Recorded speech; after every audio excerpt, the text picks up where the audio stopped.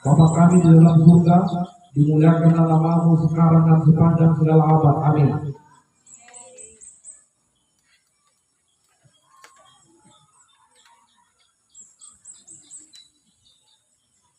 Ya, baik. Selamat pagi semuanya. Pagi, Pak. Jadi hari ini saya tidak akan memanggil kalian sebagai nak atau nubu, tapi sebagai ananda. Kenapa? Karena saya anggap yang ada di depan saya ini adalah anak-anak Tuhan. Setuju? Setuju. Puji syukur kita panjatkan kehadirat Tuhan yang Maha Esa atas berkat dan anugerahnya yang memberkati kita sehingga dapat berkumpul pada hari ini.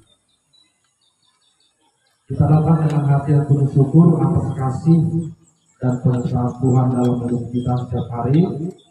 Maka mari kita mengarahkan hati dan pikiran kita kepada firman Tuhan dengan kerinduan untuk semakin mengenal Dia dan kehendaknya dalam hidup kita. Saudara-saudara yang terkasih dalam nama Yesus Kristus, ananda-ananda sekalian, Bapak Kepala Sekolah dan rekan-rekan Bapak Ibu Guru, pada hari ini kita akan bersama merenungkan satu nas dari Alkitab, dari kitab Amsal.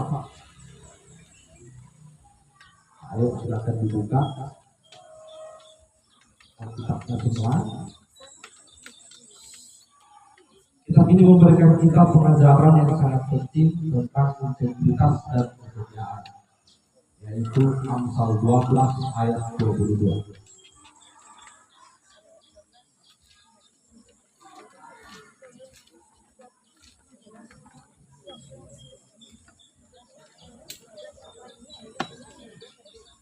Sudah semua ya?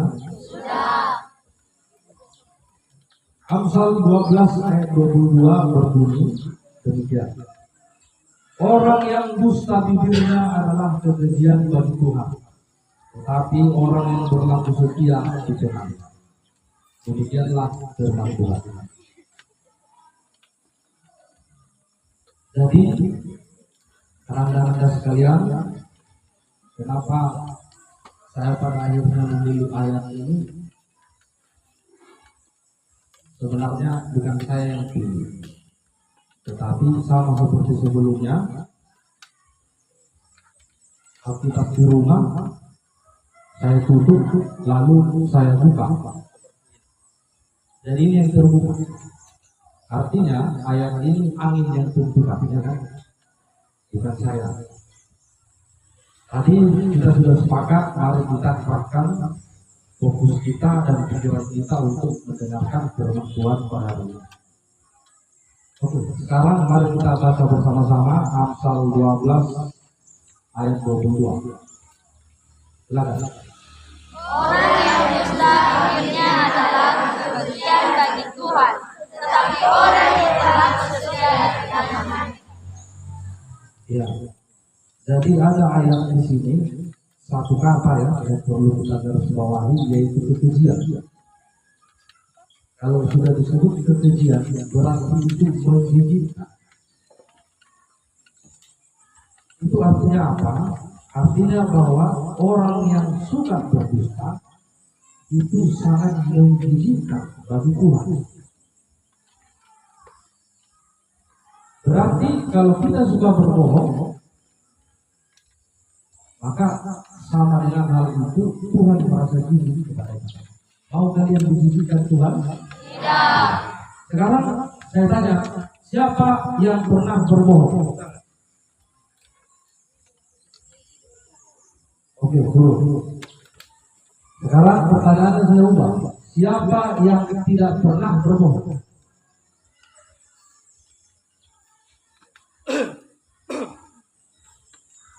Tidak ada ya? Semua manusia pasti pernah berbohong.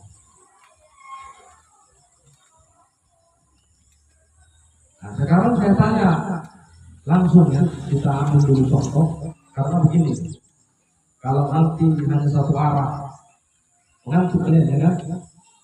Kalau Bapak juga di gereja kadang-kadang mengantuk kalau contoh. Kenapa? Karena nggak menarik dan nggak ada interaksi. Nah, sekarang saya mau gaya baru, limited edition. Sama dulu contoh yang interaktif. Coba dulu video itu. Nah, saya yakin sama video itu. Kapan Anda berbohong terakhir kali? Ya, silakan dijawab. Tidak apa-apa, ini kita sedang bukan mau mengumpulkan aib ya, tapi kita mau terbuka. Silakan. Kapan Anda ingat Anda berbohong terakhir kali? Tidak ingat? Wah, tidak ingat atau malu? Itu dia dulu. Kapan Anda ingat Anda berbohong? Tidak ingat. Siapa yang Ingat? Ada yang ingat? Apa? Coba dulu, tepuk tangan. Siapa yang bisa? Siapa yang mewakili? Oke, silakan. Ya. Kemarin saya berjanji sama si bahwa kami mau makan hari ini, tapi saya berbohong saya belum mau. Oke, tepuk tangan dulu. Dia jujur akan kebohongan, ya kan? Lawan kata dari bohong itu apa? Lawan kata dari dusta itu apa? Jujur atau setia. Sebenarnya tidak usah jauh-jauh. Baru sekitar 4 hari yang lalu kalian berbuat, yaitu saat kalian mengucapkan janji siswa. Janji siswa satu, ada kan? Tapi yang perlu digarisbawahi adalah yang ketiga, belajar keras dan bekerja keras. Belajar keras dan bekerja keras ini hampir sama maknanya dengan ora et labora, bekerja sambil berdoa. Kalau untuk kalian remaja berarti belajar keras dan bekerja keras. Tapi yang saya lihat tadi, kalian hanya berdoa keras, tapi tidak belajar keras. Setiap hari kita mengadakan rubrik, saya selalu perhatikan kalian pasti semangatnya luar biasa, antusiasme luar biasa. Tapi tugas-tugas tidak beres, tugas-tugas sekolah.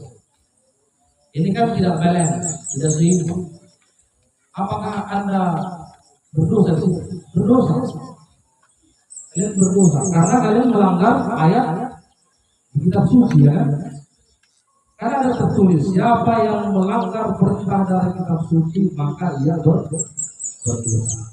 Yang kedua, siapa yang tahu tentang ayat suci tetapi tidak melaksanakannya maka ia juga berdoa. Yohanes, ya, kitab Yohanes. Ingat saya kitab Yohanes. Saya sudah 12 tahun tidak membaca Alkitab, ya, secara rutin maksudnya. Tapi bukan berarti tidak pernah, secara rutin. Kadang sekali seminggu. Pada saat mau gereja baru baca Alkitab. Dulu waktu saya mahasiswa semester 7, semua di sini sudah saya baca. Dari kitab Kejadian sampai kitab Wahyu. Siapa yang sudah pernah semua baca Alkitab itu? Ada? Tidak ada kan? Tidak ada.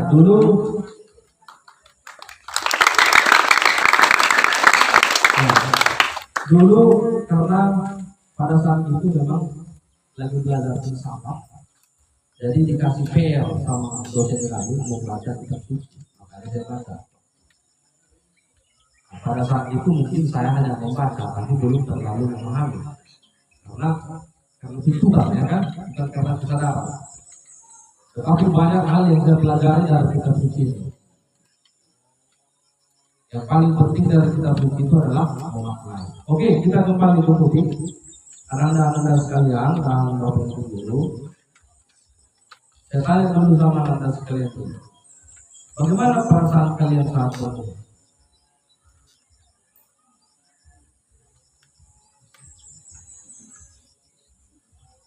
Nyaman enggak? Iya. Jadi apa dampak dari berbohong? Ini saya sudah tangkap beberapa dampak kalau kita berbohong. Dan saya mau nanti setelah ini Kalau bisa jangan berbohong atau jangan berdusta. Orang yang dusta bibirnya Adalah kebencian bagi Tuhan.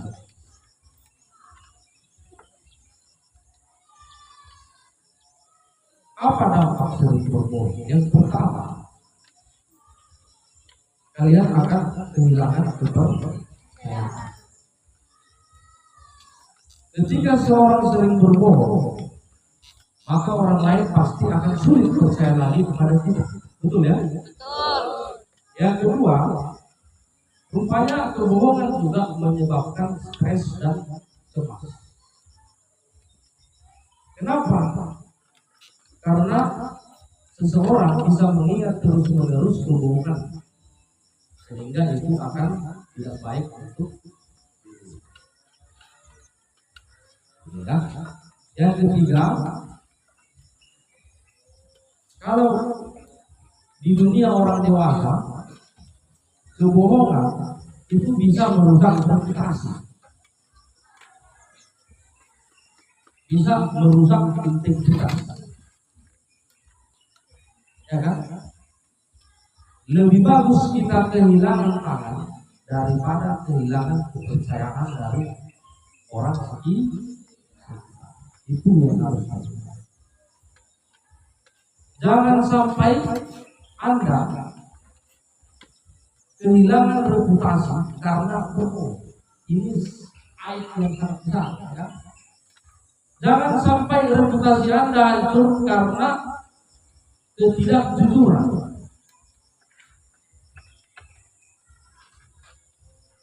Kalau Anda kehilangan reputasi karena katakanlah terlalu kritis, terlalu banyak memprotes, tidak apa-apa. Orang akan mengenal kita, oh itu sudah memprotes. Jadi orang yang melihatnya kepada kita, kan? Tapi kalau Anda kehilangan reputasi gara-gara berbohong, maka sampai Anda bernafas terakhir pun orang akan mengingat Anda berbohong. Itu ya, jadi sepakat ya. Mulai hari ini katakan tidak pada berbohong. Pernah tak kalian mendengarkan berbohong untuk kebaikan? Pernah ya? Berbohong untuk kebaikan. Ada nggak kebohongan untuk kebaikan? Sebenarnya tidak ada. Karena menurut KBBI, Kamus Besar Bahasa Indonesia, dan menurut ayat suci Al-Quran, dan menurut kitab suci Alkitab, sama artinya. Berbohong itu adalah menyampaikan informasi yang tidak benar dengan sengaja, atau informasi yang disampaikan berbeda dengan kenyataan. Jadi tidak ada sebenarnya kebaikan dalam kebohongan, atau tidak ada kebohongan untuk kebaikan, tidak ada itu.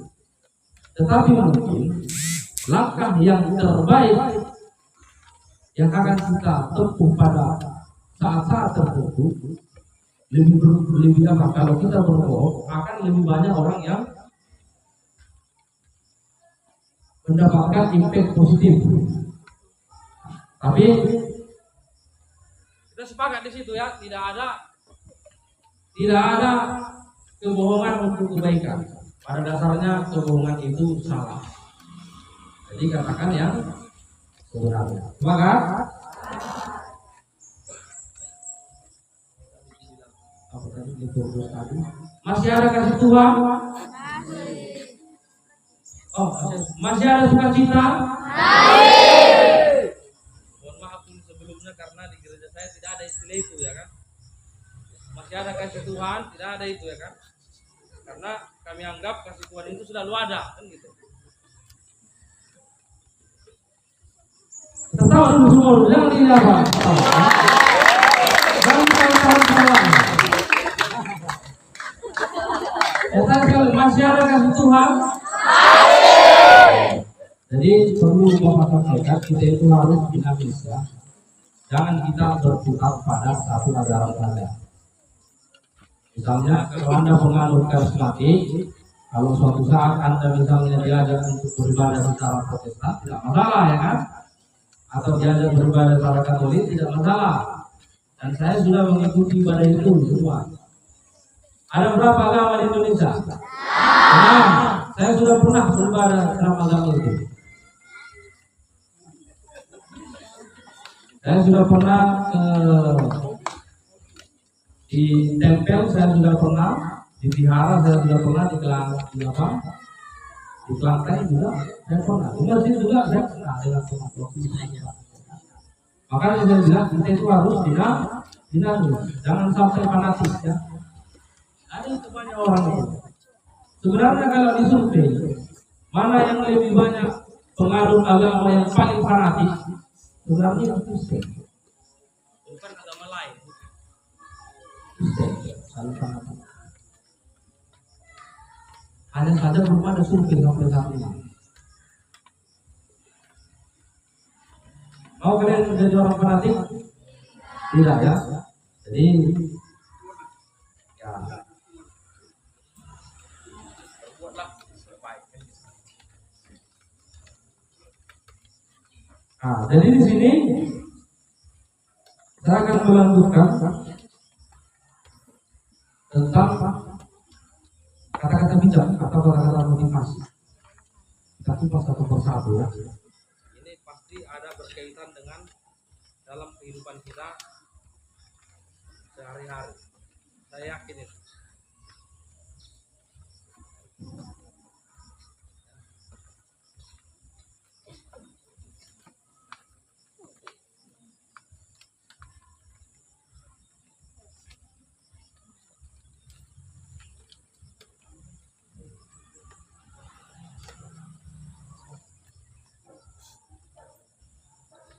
Oke, yang pertama, kebohongan bisa terdengar sangat indah ketika seseorang gadis jatuh cinta dengan orang yang mengatakannya.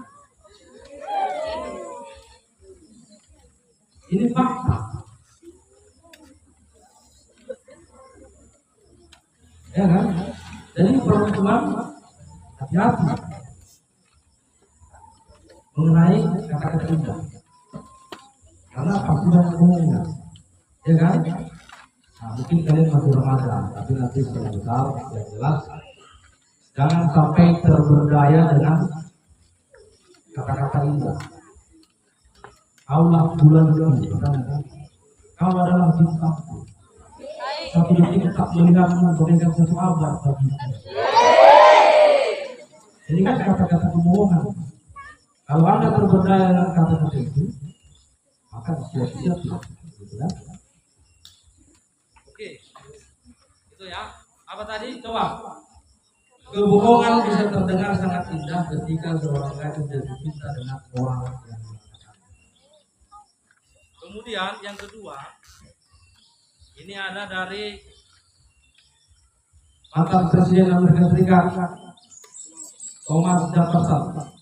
Dia mengatakan begini, dia yang membiarkan dirinya berbohong sekali akan lebih mudah melakukan itu kedua kali. Jadi dengan demikian berbohong itu tidak boleh dibiasakan, ya.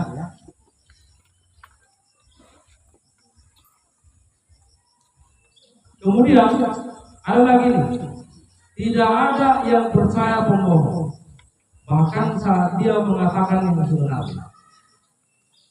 Jadi kalau ada orang yang sering berbohong dan dicap sebagai pembohong, apapun yang bilang suatu saat akan dibilang orang jadi pembohong, tidak benar. Kalau zaman sekarang kebohongan itu ada banyak jenisnya ya. Ada kebohongan personal, itulah kebohongan yang kalian lakukan, kita lakukan. Ada juga kebohongan publik. Kebohongan publik ini indikasinya adalah berita-berita hoax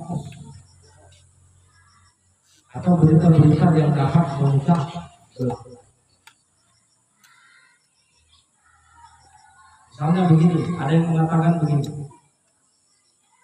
Ada berita yang memberitakan seperti ini, judulnya, coba dengarkan ya. Seorang agama Hindu mengatakan bahwa Yesus Kristus itu bukan Tuhan, tetapi seorang yang mengucapkan kepalsuan. Kalian marah nggak? Ya, kita pasti marah kan? Karena orang yang kita anggap suci dan orang yang kita anggap punya kuasa ilahi dibilang orang sebagai pembohong. Marah. Kenapa Anda marah? Karena Anda hanya membaca judulnya kan gitu. Tapi mungkin setelah kita klik, kita baca judul apa isi beritanya, tidak seperti judul.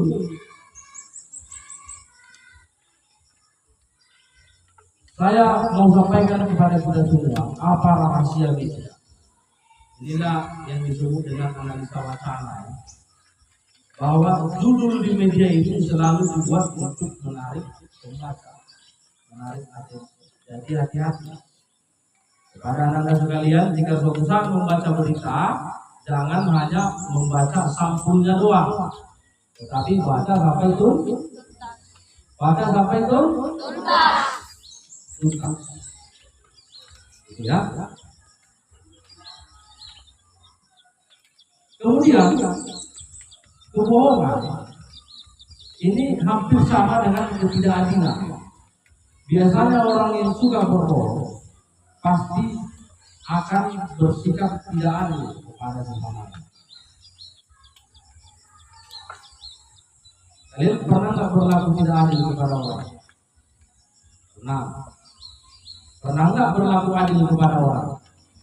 Pernah juga. Jadi itu ya yang menyebabkannya. Maka hari ini Bapak mau mengajak kita semua, marilah kita mengutamakan kejujuran. Baik di sekolah maupun di rumah. Jangan sampai tidak balance kayak tadi ya kan.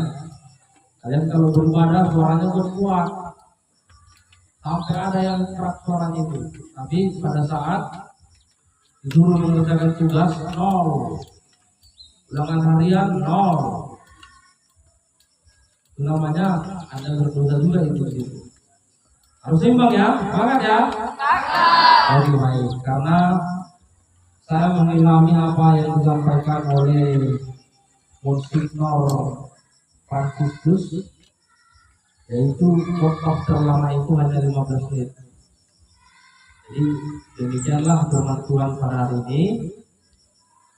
Semoga bermanfaat untuk kita semua. Amin.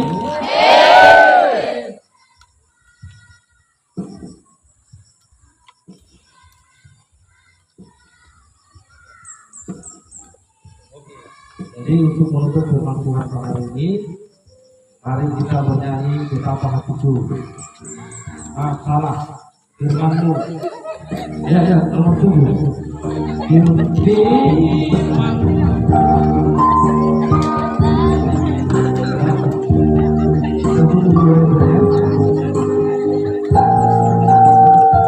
Ya, tangannya sambil melambaikan. Kita bagi kakiku, terang bagi jalanku. Firman-Mu, kita bagi kakiku, terang bagi jalanku. Waktuku bimbang dan hilang jalanku, tegaklah Kau di sisi-sisiku. Jangankan ku takut asal Kau di depanku, bersertaku selamanya.